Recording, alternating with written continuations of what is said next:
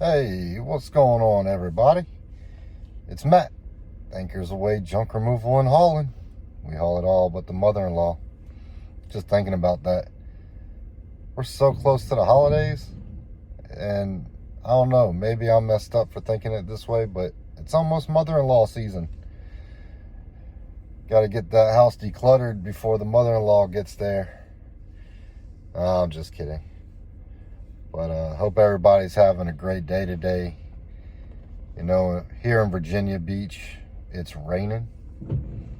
And being in junk removal, you don't see a lot of guys or companies out there doing jobs. But we did about $1,200 today. One job. It was an attic. I'll post a video of it here for you to see. And y'all let me know. But even though it's fall and it's raining, it's not that hot, ain't nobody want to be in a damn attic.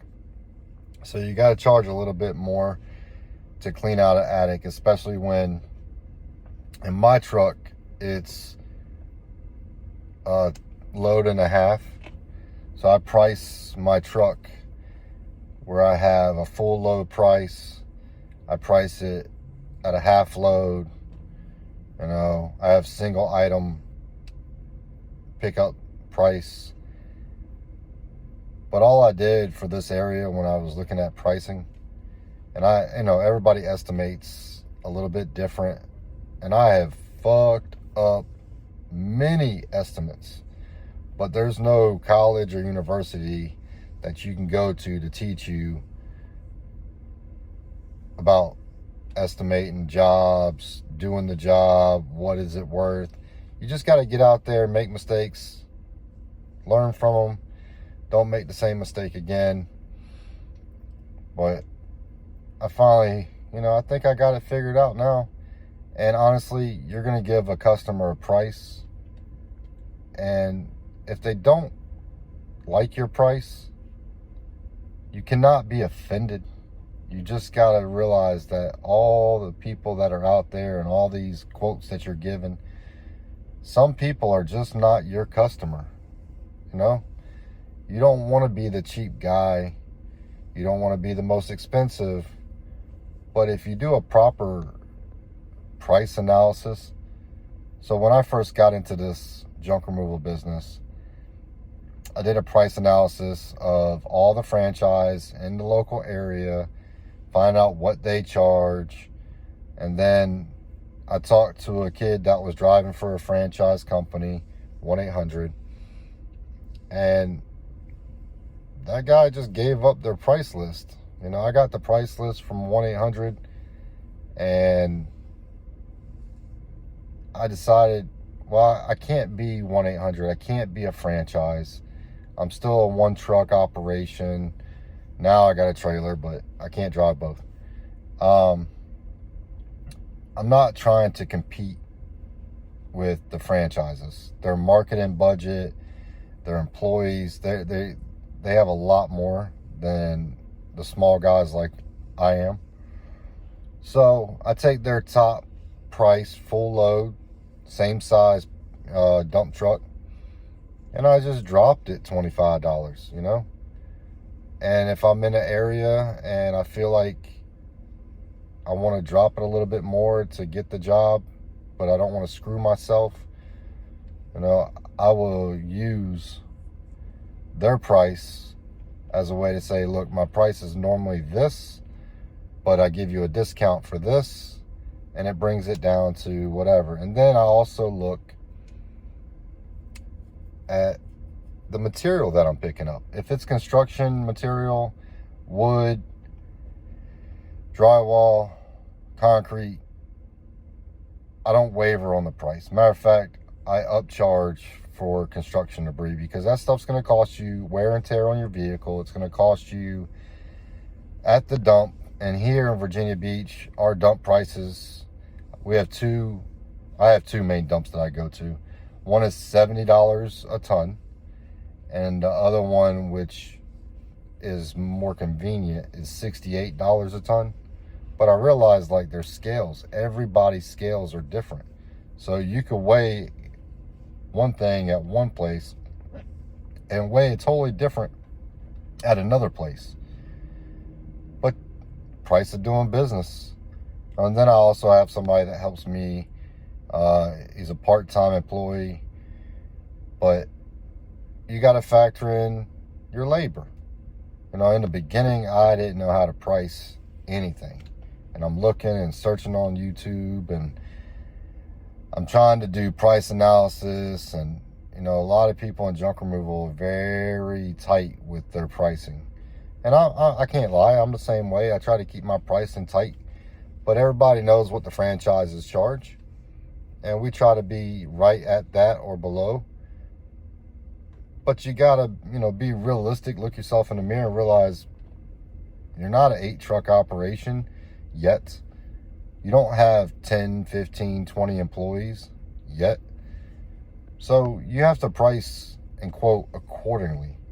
We're not out here trying to rip anybody off. We want to pay for our time, labor, dump fee, maintenance, fuel pricing. It's gone down a little bit, but you know, that might just be because it's a political year. That might not be forever. So you have to price your job in your town accordingly based off of what is your time worth, what is your dump fee, what are your overhead. You know, it doesn't have to be anything outrageous, but you just got to figure out yourself. You know, a lot of Facebook groups for junk removal are out there, and you see it 100 times a day. It's a picture of a pile of shit, and it's like, what would you charge? What do I charge? I just got into the business. How do I charge? This is what I would tell everybody that posts on these junk removal Facebook groups, is you cannot let somebody on Facebook dictate what you would charge. We all are different. We're gonna say different things. What I charge in Virginia Beach is not what you're gonna charge in bumfuck Iowa or upstate New York or South Florida. You're just gonna have to price things accordingly. Just take your time, try to figure out how many loads it is, what's your dump fee possibly gonna be, and then if you're new in the business, you need to take your price and maybe add to it just in case, because your time is more valuable than anything. You know, I walked into this attic in a decent sized neighborhood, and this is a commercial client that I have in the past. I'm sorry, I was swiping the notification, which I still don't think y'all can see. But I walked up in the attic and I'm thinking, okay, how many loads is up here? Is it a load? Is it a load and a half? Is it 2 loads? And it's just a quote. You got to give yourself some room for failure, for mistakes. So I quoted the attic for a load and a half, and that turned into another job for the same person. And this couple they're moving on from this house. They only got a couple days till closing. They're stressed out. It's making the impact while you make your revenue. But remember that you want business long term, and you want to make sure that you do right by people while you're still making a living, still making money. So there's a lot of factors that go into how you do what you're doing. I'm getting a phone call. It's time to conduct business. I'll be right back.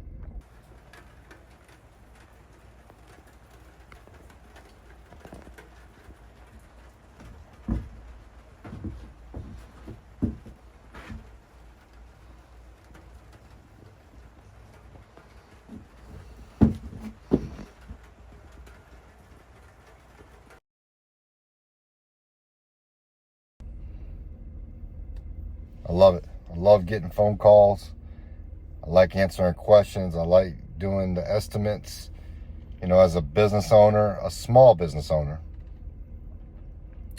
you not only have to make sure that you estimate and you give quotes the best of your ability, and if you're wrong, you're wrong. You do the job, you shut up, you take the loss, and you learn from it.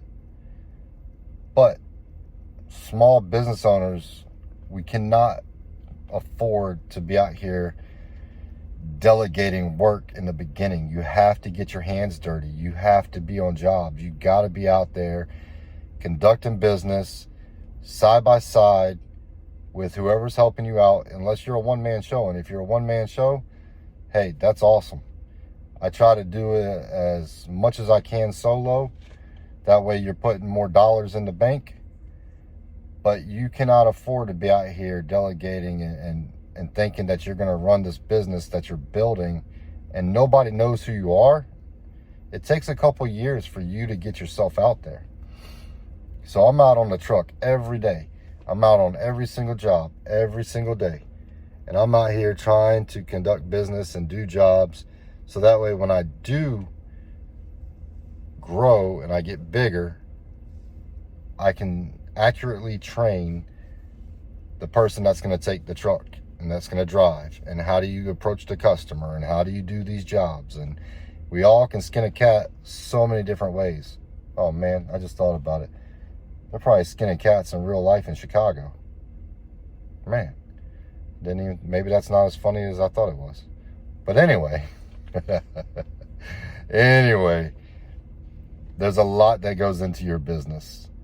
You know, I just crossed year 2 and I realized I am just now, the business, the brand is just now getting out to where word of mouth is powerful.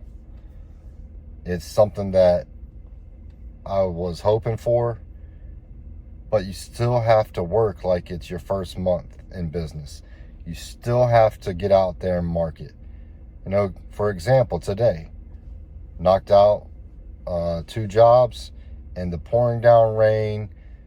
I'm out there, the truck is visible, the brand is rolling down the street. Everybody sees that we're the only junk removal team that's running in crappy weather, rolling billboard.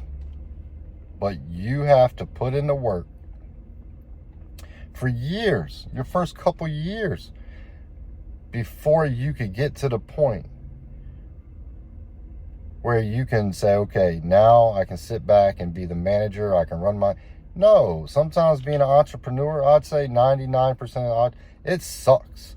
You're answering the phone, you're doing the jobs, you're driving the truck, you're doing the admin side, you're doing the marketing, because none of us got that kind of money where we can just pass that off.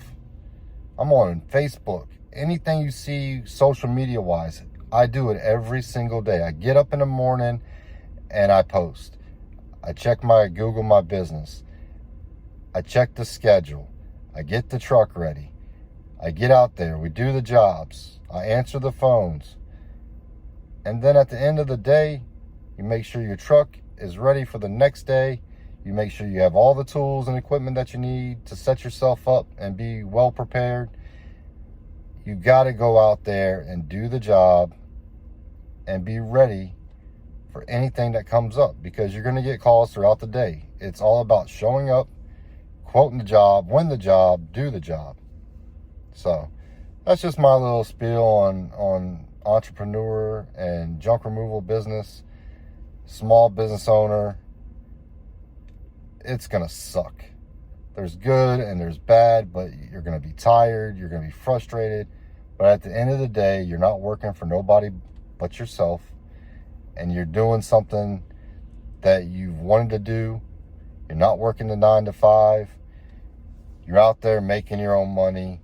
It's going to work. It's going to happen. You just have to keep pushing. You got to keep trying. And you're going to have to smile when times are hard, because there's going to be a lot of trying times out there. You just got to keep going. You know, don't give up. Make a strategy. Come up with a plan. Be prepared for that plan to fail. Come up with a backup plan. But my plan was always no plan B when it came to the business. It's going to work. I'm going to make it. I'm going to be successful. This is going to make money. There's no plan B. But if you want to talk about reality, let's say it all blew up tomorrow. You just go back to work. It'll be okay. Just go out there, run your business the way you run your business, estimate jobs the way you need to estimate your job, and keep working, keep moving forward. Nobody is going to hold your hand. You don't have anybody to fall back on. You just got to keep it going. So hey, until next time, smile. Know that even the shittiest days are going to make for good results. And until next time, I appreciate you watching. Thank you so much for liking, commenting, subscribing. We're going to make this YouTube channel one way or another, and we're going to blow up. And we're going to be able to help so many people. So until next time, it's Matt with Anchors Away, Junk Removal and Hauling. And remember, it's almost mother-in-law season. And we haul it all but the mother-in-law. Y'all have a great Tuesday afternoon.